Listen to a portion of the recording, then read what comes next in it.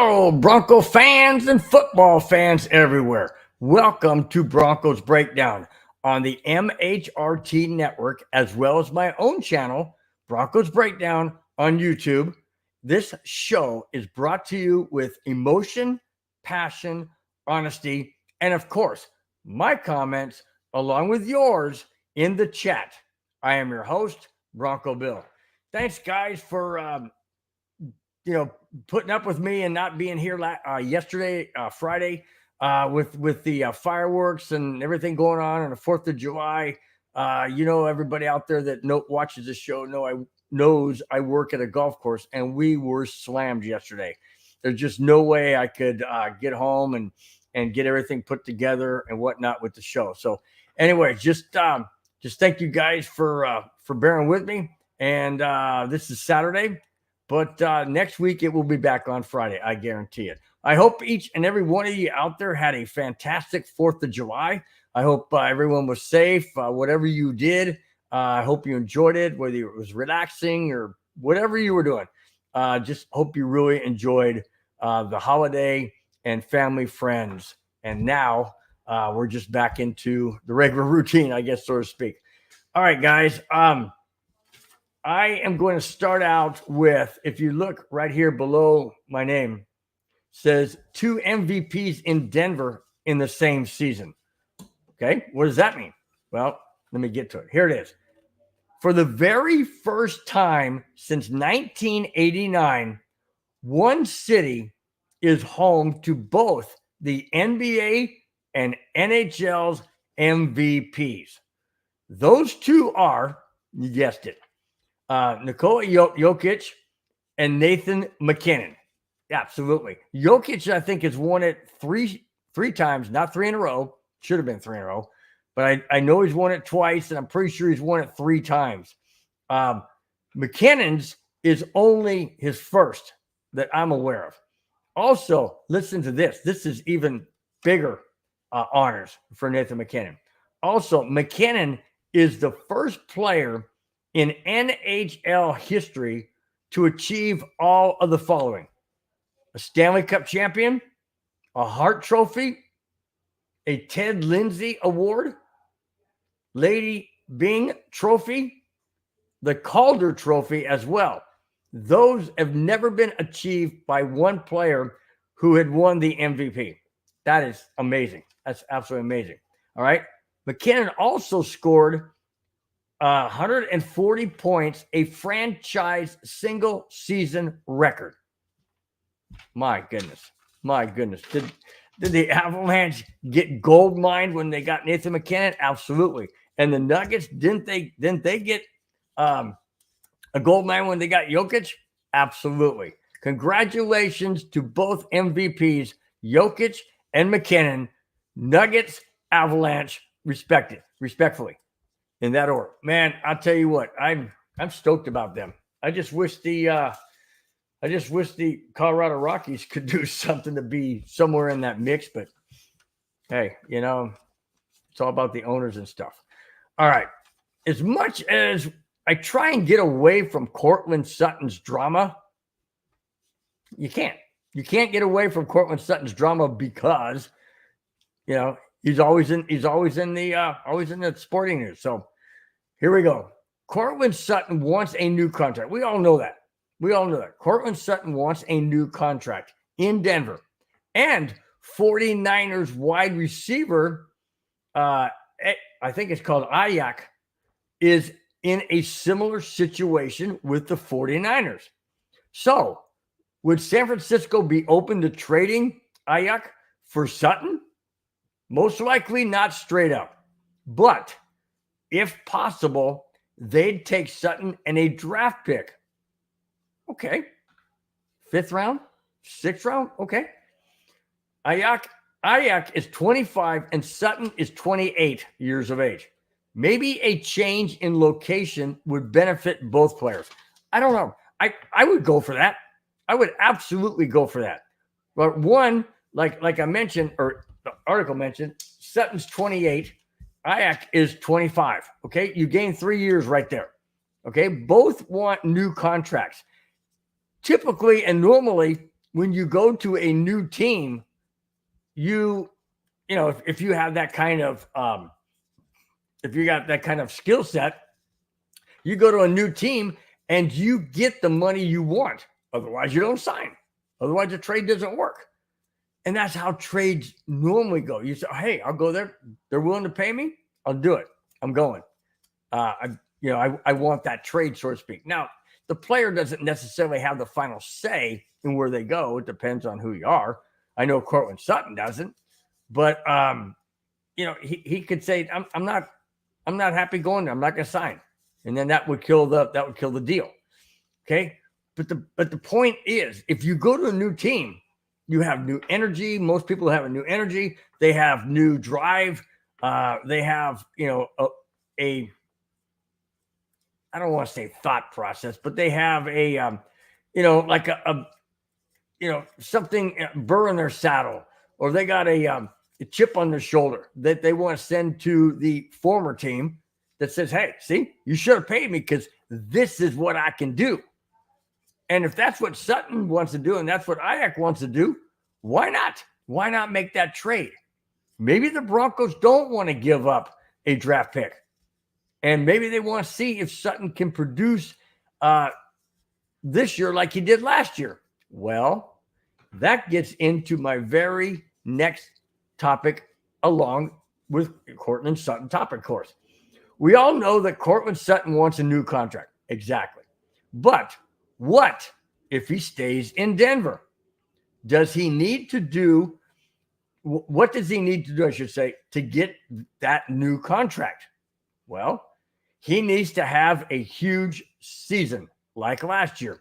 He had 10 touchdowns, career high, 10 touchdowns. So does he have to get 10 and equal that? 12, 11? This is a new quarterback on the Broncos. Russell Wilson last year was on the Broncos, but he was also there the year before, and Cortland Sutton was there. So there was a little bit of chemistry there. They knew each other, so to speak. Wilson made some ridiculous throws that Sutton had to make ridiculous catches for, but nonetheless, he still made those catches, and he had 10 touchdowns. So with a new quarterback, Bo Nix, Jared Stidham, Zach Wilson, whomever the quarterback is, it's going to be new to Cortland Sutton. Is he going to get the same results like he did last year, 10 touchdowns? I don't know. Maybe he gets more. Maybe he gets less.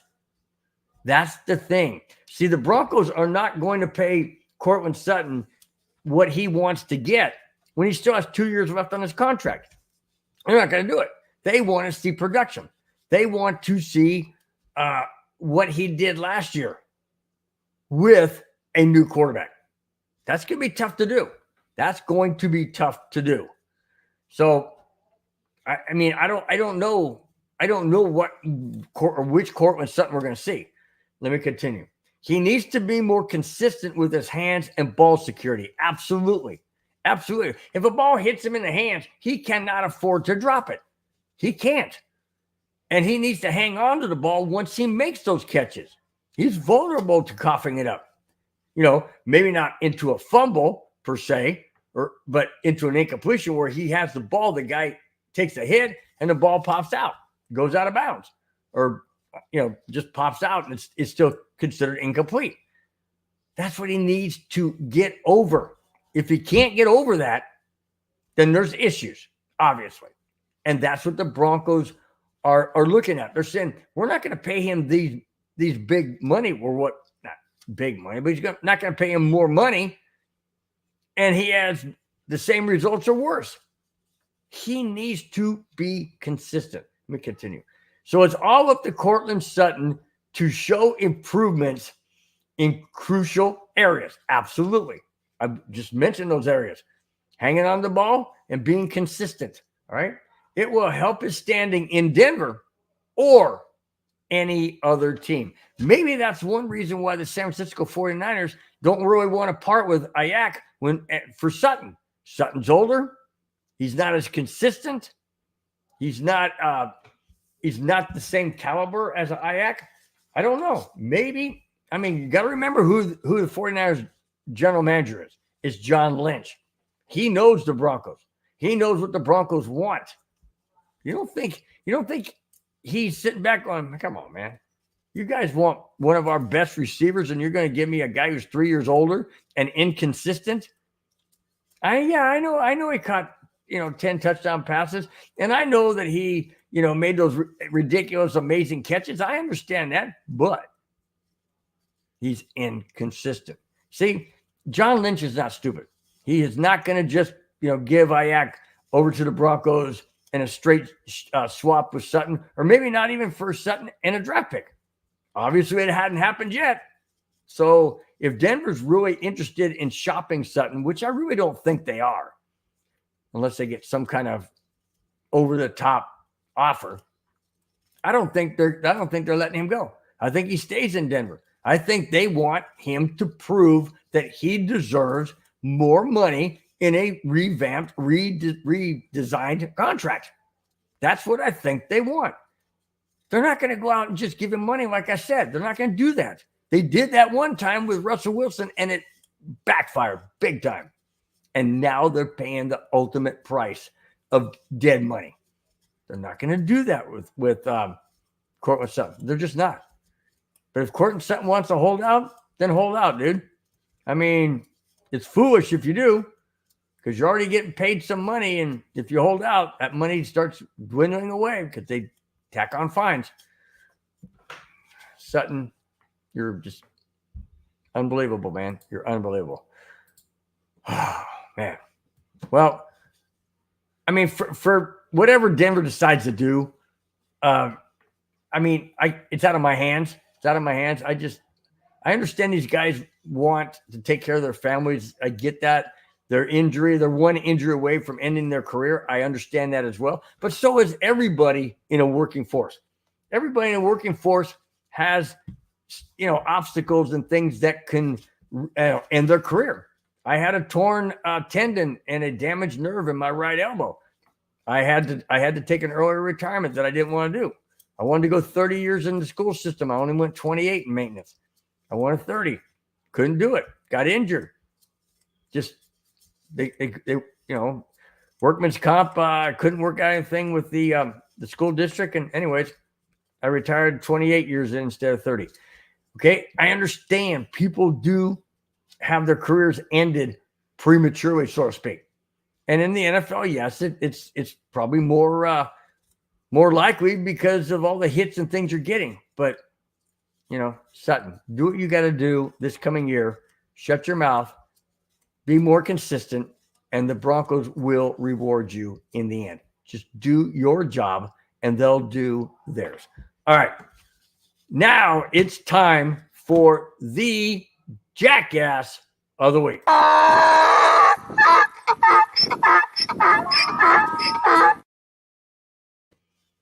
Okay. Former number 1 NFL draft pick Jamarcus Russell was fired as an assistant coach with Williamson High School in Mobile, Alabama. Why? Okay.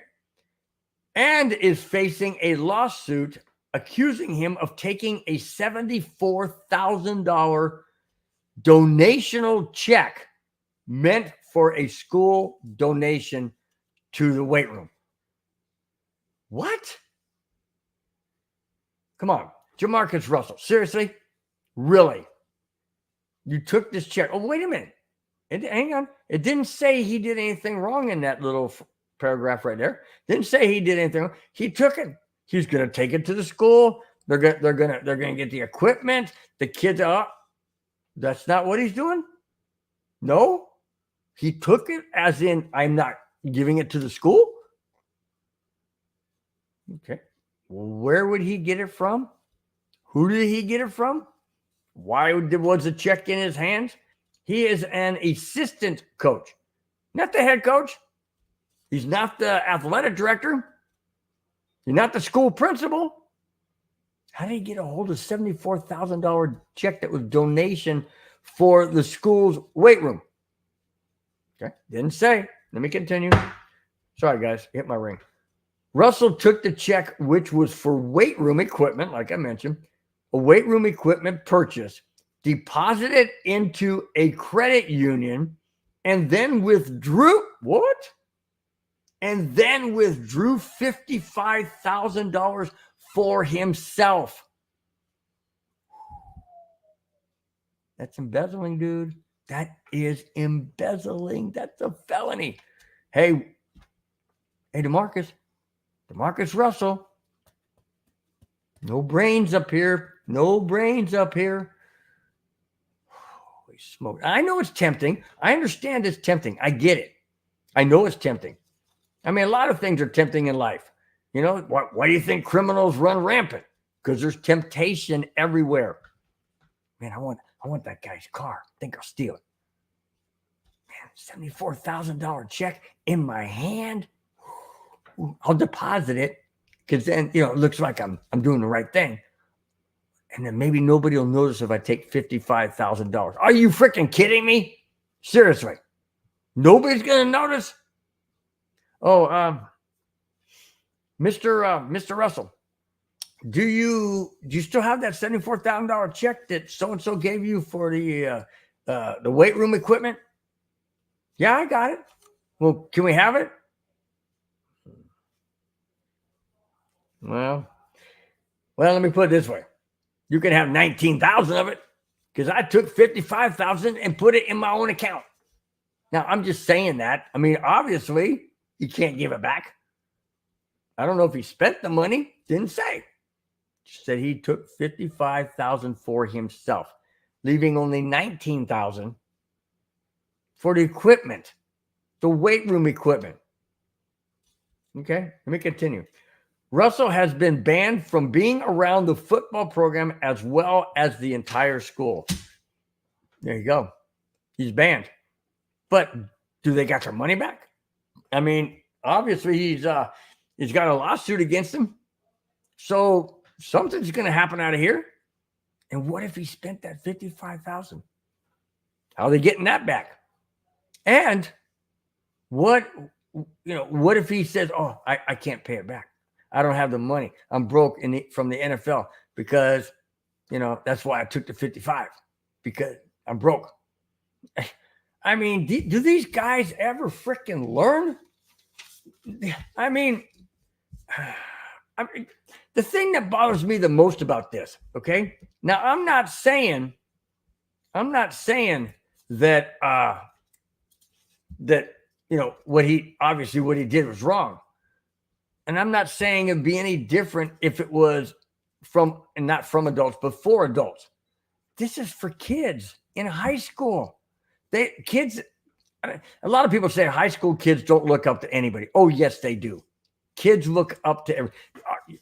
Look at sports figures. People look up to sports figures all day long. Kids look up to adults. And when an adult does this, it sends a negative message to the kids that say, "Huh, that's how it is. That's, that's what you do. And when you ain't got no money, you just take it." I mean, it puts a sour taste in their mouth for one. For two, in my opinion, what it does is it puts distrust on it, obviously. And it's a bad look. It makes the school look bad. It makes DeMarcus Russell look bad, which obviously he did it to himself.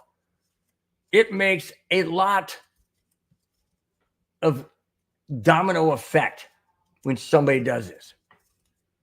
It just does. The kids are devastated because they thought they're getting, weight room equipment. And they thought DeMarcus Russell, hey, man, we got DeMarcus Russell as an assistant coach on our team. He's a former NFL player. But he did this? Really? DeMarcus, you did this to our school? To our players who you were assistant coaching? And you turned your back on us and you did this. Why? Because of greed?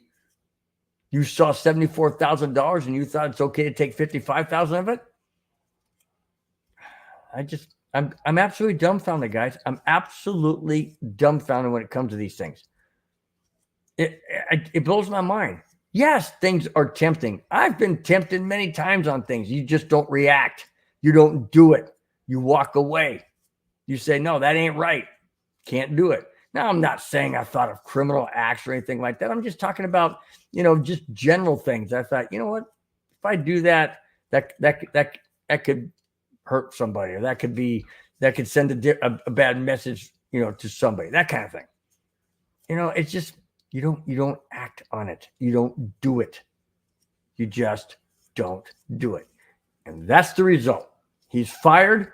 He's banned from the school. Oh, by the way, that not only was where he worked, that was the alma mater of where he went to high school.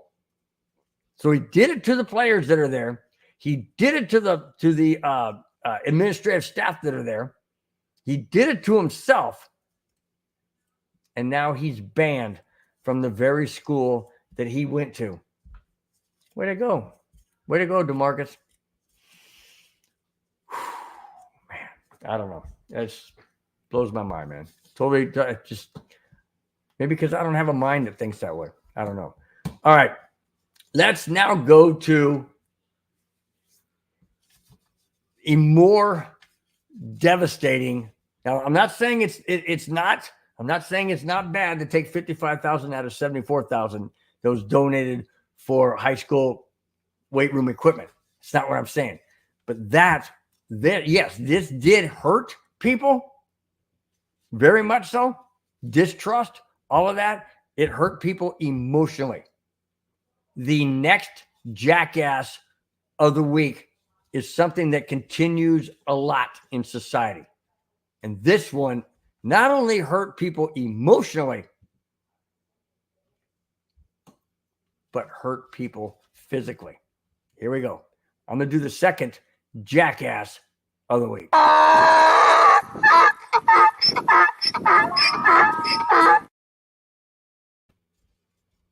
Early Saturday morning today. Yes, today's Saturday.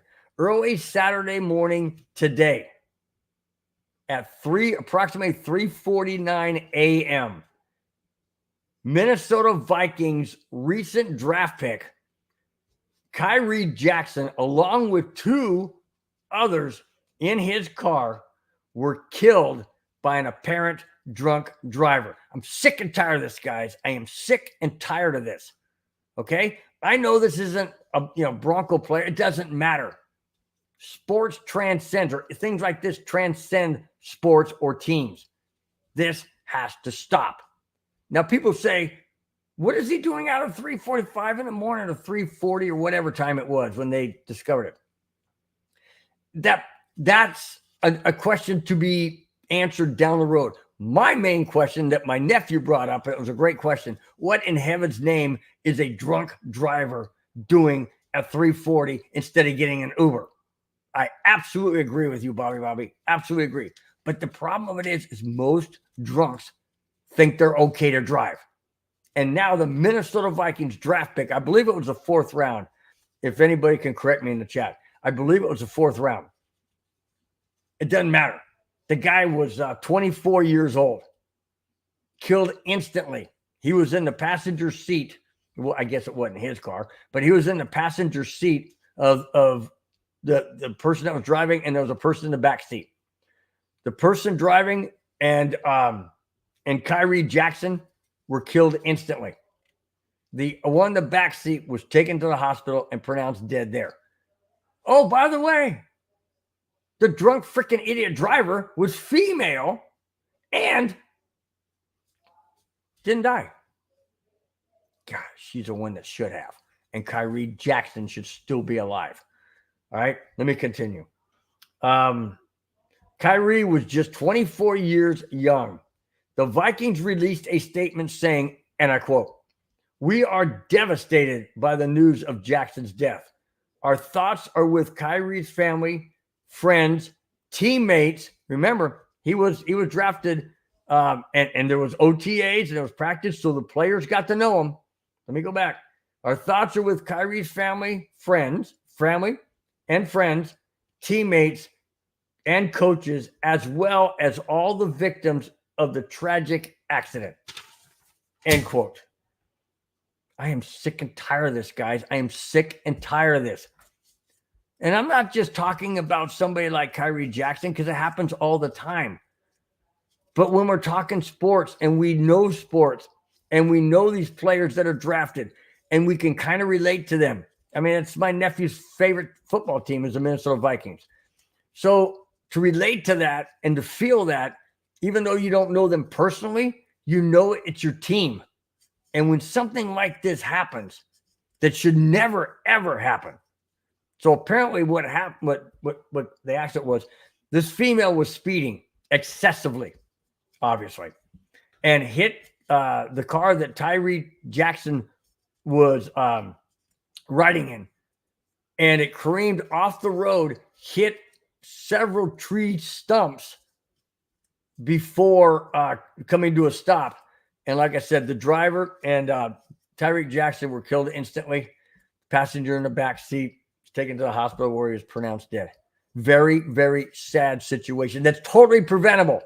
Totally preventable. Now, on the football field, people get hurt. People, have injuries and things like that. That not necessarily is preventable. You've got, two moving forces coming together in a game that everybody knows the rules. Now, on the road, the rules don't allow for people to speed and be intoxicated, period. They don't allow it. It's not roller derby. It's not something like that.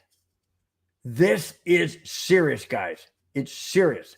And the only reason why I'm not advocating for, mothers against drunk drivers. That's not what I'm trying to do. But I'm trying to say it's an innocent life, like it happens all the time. This involved a football player, a drafted football player by the Minnesota Vikings, and snuffed out of his opportunity to be in the NFL and pursue his career. It's just, and then she's going to get off with what? Slap on the wrist? First offense? I don't know, whatever. I don't know that part of it. But that's not what I'm talking about. I'm talking about this is absolutely unforgivable. You can't keep doing this, people. You can't keep doing this. It's got to stop. It's got to stop. All right. Let me back out, take a deep breath. Before I do, Kyrie Jackson, may you rest in peace. All right. Let me back out of this jackass of the week and go back to some Bronco topics. All right. See you on the other side.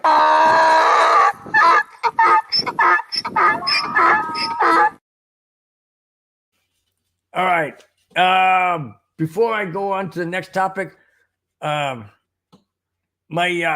nephew's in the chat. My nephew says, "I can't believe it." I know, man. I know you can't believe it. I can't believe it either. I know that's your favorite team, buddy. I know it's your favorite team. He follows it up by saying, "Thanks for bringing this to light." Absolutely, Rob. I mean, he goes by Robert Reed. I call him Bobby. But anyways, absolutely, this can't continue.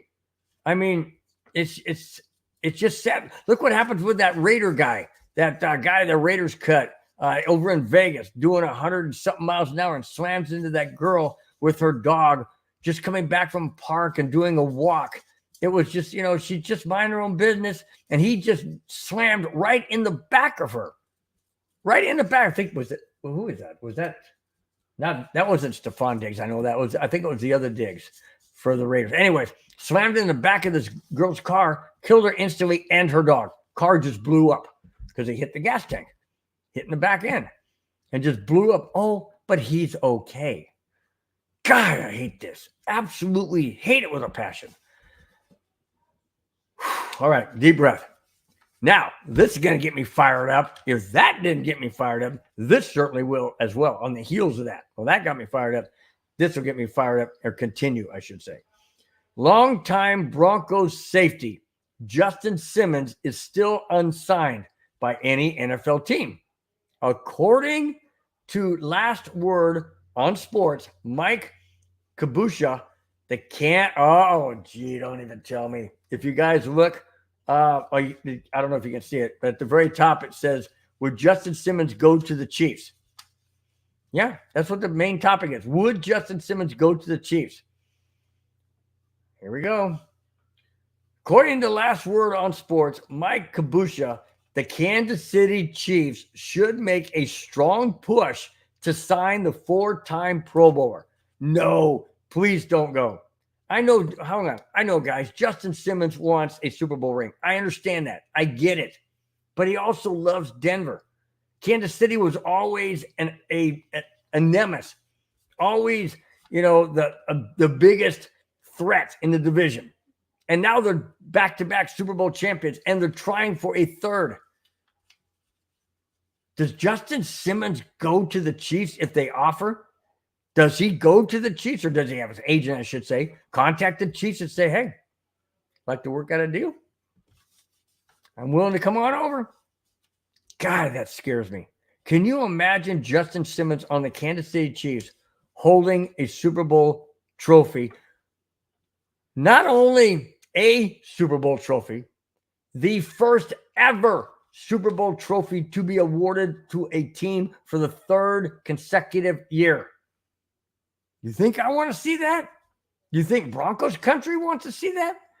Now, don't get me wrong. I would be absolutely happy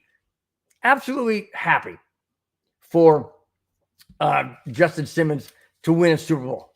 Absolutely, hands down. I want him to win a Super Bowl, no doubt about it. Just not on the Chiefs, the Raiders, or especially not on the Chargers. Holy smokes, I think I'd throw up if that happened. But any other team, go somewhere else. Don't go to the division rivals. Because what that is going to do, not that it wouldn't do it with other teams, but it certainly would do it for the Chiefs, Raiders, and Chargers, put a spur in the Broncos' backside. It would be an absolute insult and a smack that the Broncos didn't keep him, find a different way to recoup $14 million and keep Justin Simmons, and then the Broncos win the Super Bowl down the road, 2 years, 3 years down the road, and Justin Simmons is on the team. But he's not on the team. And if he goes to the Chiefs, oh my gosh. If he goes to the Chiefs, I'm just telling you guys, the Chiefs, I'm gonna continue this topic here, but I mean, it's just, if he goes there and they do win a Super Bowl and it's 3 straight, it'll be the first team ever to go 3 straight. And Justin Simmons would be on that team. Might as well slap the Broncos' face now, because that's exactly what it would be. Exactly what it would be. And everybody, including myself, in Broncos country would say, well, that was a stupid move. Of course, I would say things a lot more stronger than that, but it would definitely be an absolute stupid move. Well, it's already been a stupid move for Denver to get rid of him, but it would even look worse if he goes to the Chiefs and they win the Super Bowl this coming February, 2025, 2024 season, and Justin Simmons is on that team. Wow. I'd like to see the Broncos brass, what's it called? Backtrack on that one. Oh, well, I'm happy for him. They'd probably say that. Oh, I'm happy for Justin Simmons. He got a Super Bowl ring. He got a Super Bowl championship. That's fantastic. No, it ain't. Not when it's on the Chiefs, it isn't. Or the Raiders. Or the, oh God, heaven forbid, Chargers. I don't even want him in a Super Bowl.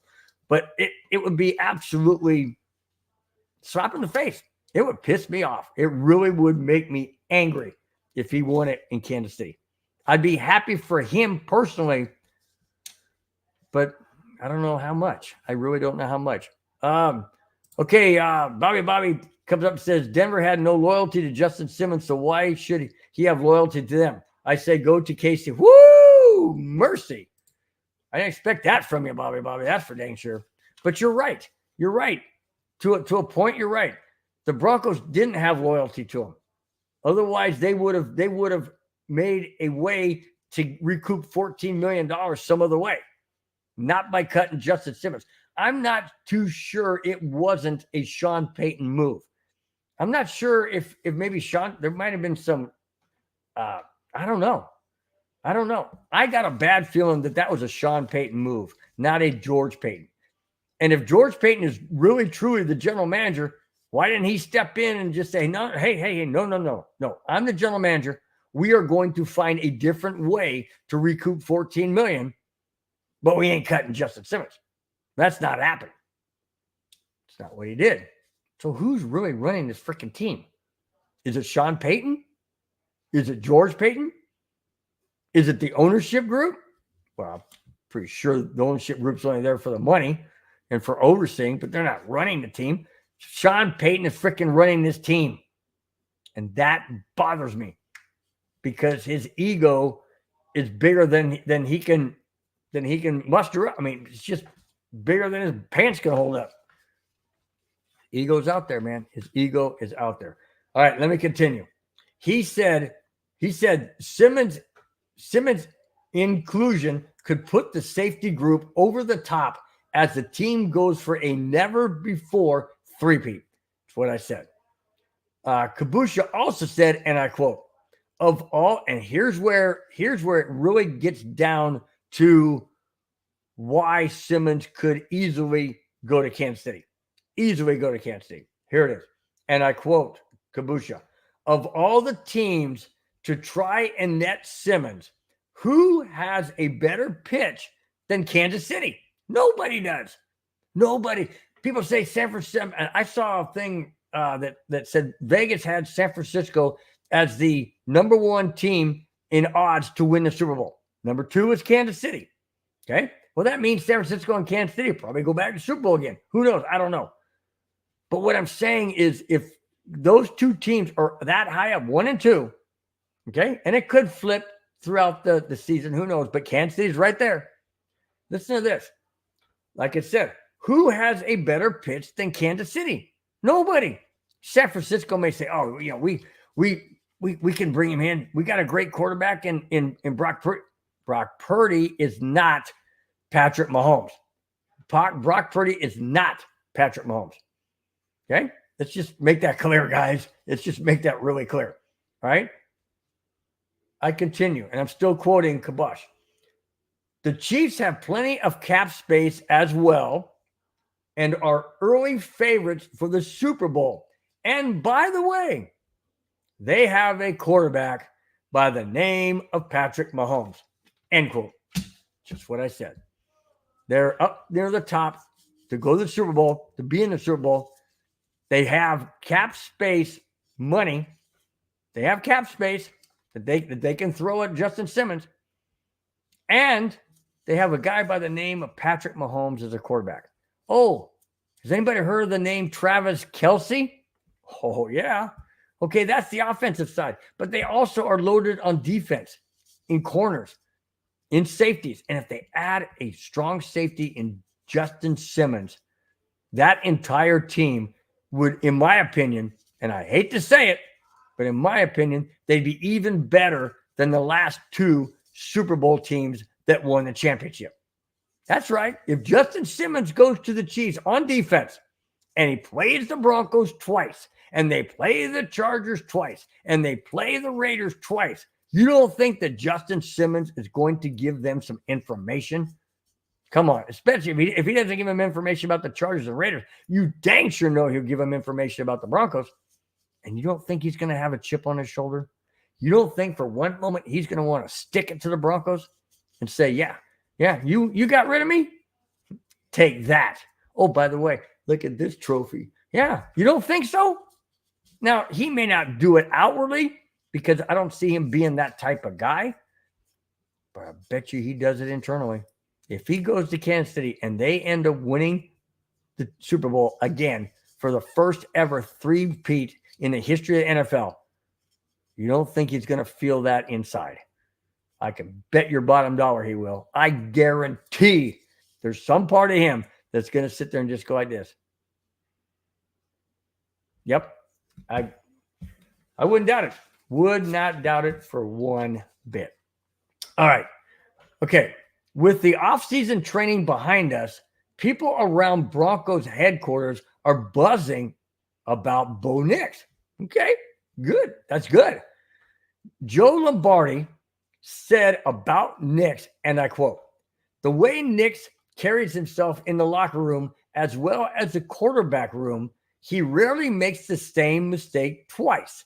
Now, of course, they're talking about on the field and that kind of thing. All right. But the way he carries himself and apparently doesn't get too high on himself and doesn't get too low, doesn't chastise his receivers or whatever in the locker room, and the way he carries himself, he's very professional, and he just says he rarely makes the same mistake twice. Nothing seems too big for, I'm still quoting, nothing seems too big for Bo Nix. There have been nothing, they've been nothing but pleased so far in his early development here in Denver, end quote. Great. I love that. That's fantastic. But nobody has still said who's going to be the starting quarterback. Nobody said anything. And the other issue is, if everybody, last show, I talked about how Jared Stidham was possibly the favorite because he'd been under Sean Payton for the last 2 years and has studied and knows the playbook and all of that. And Bo Nix and Zach Wilson are having to, fast forward it really quick and try and digest it and get all that and the verbiage and everything. And Stidham has already gotten that for the last, at least the last year. He's gotten that. So the point is it really going to be Bo Nix to start? Or the next topic is Jared Stidham's quarterback position his to lose? Now, you got to remember, he played the last 2 games of last season, okay? So he's essentially the incumbent on the Broncos in their quarterback room to possibly lose the position. Why would you automatically hand it to Zach Wilson? You wouldn't. Why would you hand it to Bo Nix? Maybe you wouldn't, but that is a no-win situation, and I'll get into that in just a minute. Here we go. With the Denver Broncos in what seems to be a quarterback competition, is it Jarrett Stidham's job to lose? What do you think, guys? Is it his job to lose? Well, like I said, he had it the last 2 games of last year, but then you draft Bo Nix at number 12, and now you're sitting there going, wow, if I start Bo Nix, what if? And if I don't start Bo Nix, what if? I'm going to get into that what if right now. We did, he being Stidham. Well, Stidham does know Sean Payton's playbook. He did start 2 games last season and went 1-1. That said, the Broncos drafted Bo Nix to be their franchise quarterback, and sitting him wouldn't be a great move. However, if Nix goes out and the team goes 1-4, people will say he should have sat. But if he goes 4-1, everyone will say, see, he's the guy. To me, it is a no-win situation. No-win situation. How do the Broncos win that? The only way the Broncos can win putting in Stidham or Wilson or Nix to start the season and go at least the first 4 or 5 games, and the record is 1-4, no matter who you start, it's good. Okay, like I said, if you start Bo Nix and the team goes 1-4, people, including myself, are going to say, see, I told you we should not have started him. He needs to learn. He's not advanced enough in the NFL scheme of things, and the speed and just the verbiage and everything else. So you what if he goes 1-4? Now you're saying, dang, okay, now we got to sit him. We got to let him think about it. We got to let him watch. And then you put in Stidham. And what if Stidham, after the team goes 1-4, all of a sudden they won 3 straight. Now they're 4-4. You keep Stidham? Of course you do. What if you start Stidham and he goes 4-1? Now what? Now you got to keep him because he's 4-1. What if Stidham goes 1-4? You got to put Bo Nix in. And then what if Bo Nix goes 1-4? Now you're 2-8. It's a no-win situation. And by golly, I am so glad I'm not the head coach or the one making this decision, because there is no There is no real answer. There is no real, we're locked in. There's no doubt about it. We're locked in. We're going with Bo Nix, come hell or high water. Well, guess what? If you do that, you may find yourself in hot water. Not necessarily high water, but hot water as a head coach. But what if you don't start what if you don't start Bo Nix and you start Stidham and they go 1-4? Now you're in hot water because you didn't start Bo Nix. You see what I'm saying, guys? It's a no-win situation. Wow. I don't know what direction they're going to go. I really don't know what direction they're going to go. And if you guys recall, the out of the gate for the Broncos schedule is not easy. Not easy. You start in Seattle, and then you turn right around, come home and play Pittsburgh. And people say, yeah, but that's Russell Wilson. Man, we're going to tear him up. Not necessarily. Not necessarily. You don't know. That's why they play the game, because you don't know. And anything can happen, guys. Anything can happen. I mean, look at last year. We had a huge lead on the Washington Commanders last year, and we ended up losing. Anything can happen. Broncos could have a huge lead against the Steelers and then implode. Oh, why? Because we don't have Justin Simmons. Well, we don't have a lot of players. We don't have Josie Jewell. We don't have Cushionberry on offense. We don't have a lot of players, guys. You don't know what's going to happen. That's why you have to sit there and really analyze. But in this situation, I don't know what direction they're going to go. I really don't. I don't know if it's going to be Stidham. I don't know if it's going to be Nix. I don't know if it's going to be Zach Wilson. I don't know who it's going to be. I really don't. All right. Bobby said, do you trust Stidham? Well, I don't know if I trust Stidham. I mean, he played well last year, beat the Chargers. Well, then again, a lot of people beat the Chargers. But anyways, he played well. And I think another year under his belt with Sean Payton will go a long ways. But if Bo Nix is not ready, and we're going to find out a lot about Bo Nix and Stidham when it comes to preseason. And I know there's only 3 preseason games, and they don't play the entire time. But I'm thinking with the Broncos situation with a rookie quarterback in Bo Nix, I think he's going to play at least the majority of the time. Maybe the first half of the first game. I don't know, maybe the second half of the second game, maybe into the third quarter of the third game. I don't know. But I don't know. Do I trust him? I can only go by last year, Bobby. I can only go by last year. He was 1-1. And, like I said, he beat the Chargers, but everybody does. So I don't know. I will give you a better answer on that as we get into preseason. I want to see how they both play, or all 3 of them play for that matter. I want to see if there's any camaraderie between. I know Stidham has camaraderie with Cortland Sutton. Jerry Jeudy's not there now, but and then Tim Patrick's coming back. So there's going to be learning curves on all 3 of them. Which one rises to the top, and which one becomes the Broncos starting quarterback in game 1 in the 2024 season?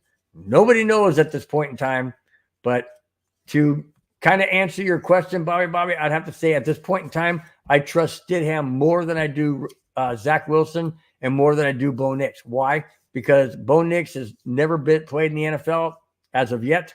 And Zach Wilson, he's trying to learn the playbook, and he wasn't really all that good in New York. And I know there was some other issues underlining all that, coaches-wise and everything. But nonetheless, at this point in time, because Stidham had a year with Sean Payton, I'd have to give him the nod. Not necessarily the nod to be the starting quarterback. That's not what I said. It's not what I'm saying. What I'm saying is I give him the nod according to what Bobby asked, and that was, do you trust Stidham? I trust Stidham over the other 2. We'll keep it at that. Okay. All right.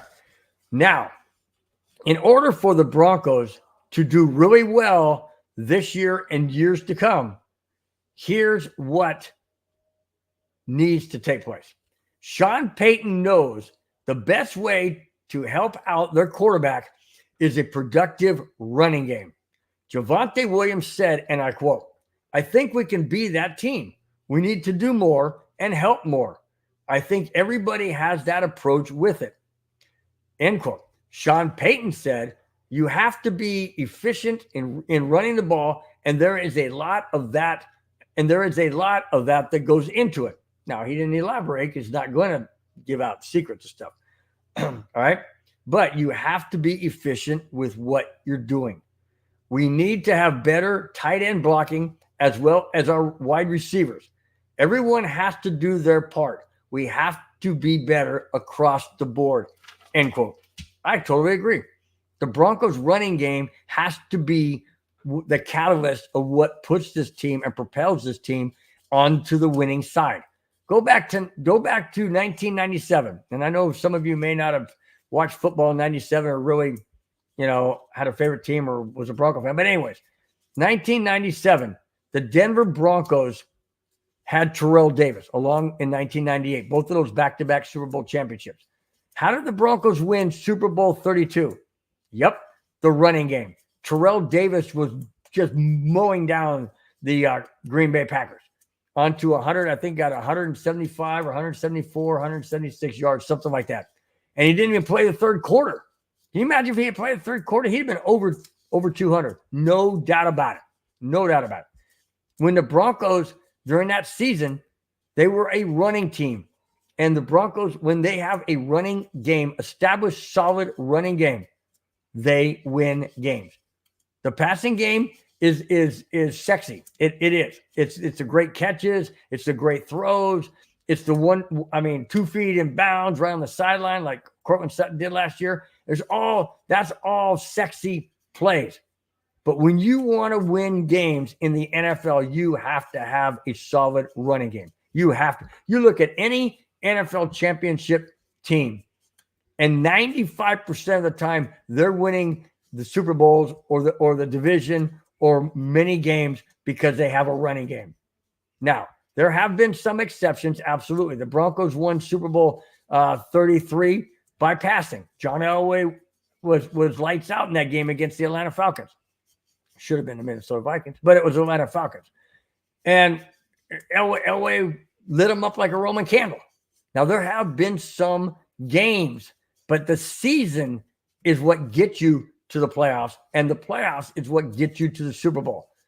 And if you get to the Super Bowl and you can run off, multiple passing plays, great. And you win, fantastic. Absolutely. But to get you there, it takes a solid running game. And both of those championships the Broncos had, 97, 98, Super Bowl 32 and 33, they have Terrell Davis. And Terrell Davis, by the way, in that 1998 season, he had a 2,000-yard rushing. I think it was 2004, 2004 yards he had in that season. And why? Because it's a running game. That's what the Broncos need in order to get back into the winning side of the ledger. You cannot do it all by passing. If you're one-dimensional, it's not going to work. Not going to work. They'll figure you out. They'll shut you down like nobody's business. And they'll throw away the key, and you're done. And you're absolutely done. They got to have a running game. Javonte Williams says he feels they can have a running game. Sean Payton knows the importance of it. He also stated that that's what Denver needs to be successful, hopefully make the playoffs. I'm not saying win the division, but I'm saying, to at least make the playoffs as a wild card. And then we'll go from there and see what happens. Once you're into the second season, known as the playoffs, anything can happen. Anything. All right. Now, the last couple of shows, I've talked about the NFL being sued. Then the NFL lost their lawsuit. And now there are major changes coming to the Sunday ticket. What, 2-3 years down the road? Nope. This coming season, the NFL has to provide certain changes because they got punished. They got slapped big time. Here it is. This is the very last topic of the show, guys. Very last topic. Just want to say thanks to each and every one of you for watching. I know it's a busy 4th of July holiday weekend. A lot of people are out and about. I get it. You still got a couple of days, well, the rest of today and tomorrow before everyone goes back to work on Monday. So just want to say thanks for taking out the time, of an hour of your Saturday evening. Thank you guys so much for being here. I really do appreciate it. It just do me a big favor. If you haven't subscribed, please do so. It greatly helps my channel, Broncos Breakdown on YouTube, as well as the MHRT network. So thumbs up on both of those, please. And, or not thumbs up on both of them as well, but also subscribe on both if you have not. Really greatly appreciate it. Thank you guys so much. All right. Last topic of the show. Now that the NFL has lost its lawsuit about the Sunday ticket, new massive changes will be in place for the 2024 NFL season. Here is what will change. The Sunday ticket will be available to bars, restaurants, and other businesses, not only via satellite dish, like it always has been. It's always been satellite dish with DirecTV until this past year, but also streaming. Now, how's that going to work? What's the cost of that? Didn't say. They're working all that stuff out, but they have to provide it by different means. It could be satellite dish, and now it's also going to be streaming. Here it is. The release of the news from last Tuesday, just several days ago, included the upshot by Everpass Media. Don't know what that is. I'll look it up and whatnot, but I'll check that out. Don't know what that is, but that's very, very interesting. Very interesting. All right. By the time September rolls around, the $70 price point could also be in effect. However, that may be just wishful thinking. Well, I don't think the NFL is going to stoop to $70 per household to have the Sunday ticket. I really don't think that's going to happen. Sure would be nice, because think about it. Why don't they do, like I mentioned last week, why don't they do a buy-in?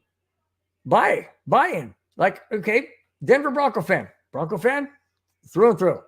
I go and I pay, let's say, $125 for the season. I get every single Bronco game that's broadcast, no matter what. I get every single Bronco game, period. So $125, maybe $95, maybe introductory to see how everything goes for, I don't know, $75, $70, like I said. What's wrong with that? The NFL will still make bank. They would make money. Now, yes, they'd love the $349, $349 package. Of course they love it. That's big money to them. But now their hands are forced to make massive changes because they got their hand caught in the proverbial money jar, and they got slapped. And the jury said, no, you can't do that. That's highway robbery. You're making people pay an exuberant amount of money just to watch their favorite team. That's stupid. That's totally stupid. Now, it's good marketing on their part because they got away with it for all these years. Not anymore. Not anymore. And now things are changing. Things are changing. So how much is it going to cost for the businesses? I don't know. Didn't say. How much is it going to cost for, let's say, streaming in your house? Wherever? I don't know. Didn't say. All I'm saying is things are changing. And it's about high time that this happens. I paid for the Sunday ticket many years. But when it got that $349, I can't do this anymore. I mean, that's a car payment, or that's several bills. I mean, that's going to Costco maybe, and getting a monthly worth of food for 2 people, 3 people. I don't know, but it's a lot of money to some people. It's a lot of money to some people, and it's highway robbery that the NFL wants fans like you, me, and Broncos country, and everybody out there to watch their favorite team, no matter who it is. It doesn't have to be Broncos. It could be any team you like, but you're strapped because you can't watch them because the NFL has got you handcuffed because of their exuberant price of $349 for the Sunday ticket. when all you want to do is watch one team. That's my point. I don't watch the Sunday ticket if the Broncos ain't playing. When I had the Sunday ticket, I don't watch those games. You know what I do? I go to the red zone because then I can watch all the games and see all the good action and then just wait for my Bronco game to come on. And then I go and switch it to the local channel, or if I don't have Sunday ticket, then it's got to get it somewhere else. It's just, if there's a way, it's wrong. It's absolutely wrong to ask that, for the NFL to ask the fans to support them when they're making it dang near impossible to get the freaking package. It makes no sense. No sense whatsoever. I've never understood that. Well, we don't want to lose money for the advertisement we got on CBS and NBC and Fox and all this stuff. We don't want to lose money for people not watching that. You're not going to lose money. You're not. Lower the price. You'll get more people to afford it. Common sense, guys. Common sense, okay? This is basic math. Bring the price down. Okay, you got the price way up here. You're only going to have people down here. Bring the price down. Guess what happens? Balances out, and sometimes even goes higher because now you got people up here that are paying it because now they can afford what this is. It's not brain surgery. It's not rocket science. It's basic math. Guys, people like this. I work at a golf course where the owner has the same concept. Oh, we got to charge. No, you lower it down, you get more people. They don't get it. It's money hungry. And they lose concept. They lose focus. Stupid. Absolutely stupid. Anyways, guys, that was the last topic. Just want to thank each and every one. Jack Canna is in the show. All right. In the chat, I should say. Hello from Richie's channel, the Wild Wild West. Nice to have you, Jack. Thanks so much for jumping in the chat. Really do appreciate it. I watch the show a lot. I really do appreciate the knowledge you guys have. And just being able to go round and around the Wild Wild West is great to hear all the different takes from each one of your hosts in there to talk about the different teams: Broncos, Raiders, Chargers, and Chiefs. So that's awesome, man. Thanks so much, Jack, for jumping in. Really do appreciate it. That's really kind of you. Thank you so much. That's it, guys. That's all I have. Thanks for watching. Thanks for subscribing. If you have not, please do so. It means the world to not only this channel, Broncos Breakdown on YouTube, but the MHRT network as well. Thank you guys so much for taking your time out. Like I mentioned just a few moments ago, really appreciate you taking your time to spend a little over an hour with this crazy 65-year-old Bronco fan to just talking sports. Really do appreciate it, guys. Before I get out of here, it was just a couple guys in the chat.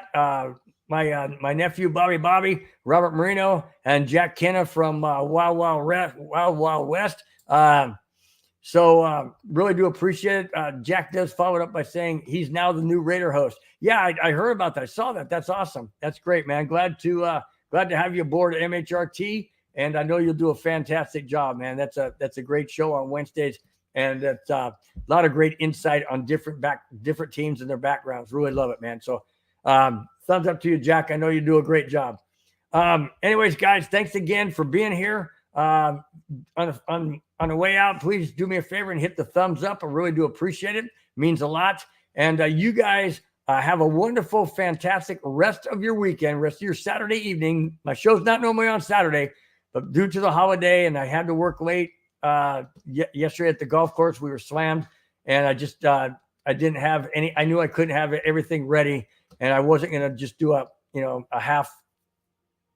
half-ass show. So anyways, guys, thanks a lot for showing up on a Saturday. We will see you next Friday, different location, but you'll see me next Friday. I'm going to be watching my brother-in-law's house, so I'll be doing it from there. But anyways, guys, until next Friday, have a fantastic rest of your Saturday, a great day tomorrow, and we will see you hopefully in the chat as well as watching next Friday night, 5, 6, 7, and 8. So then, guys, have a wonderful weekend. Take care. Bye-bye.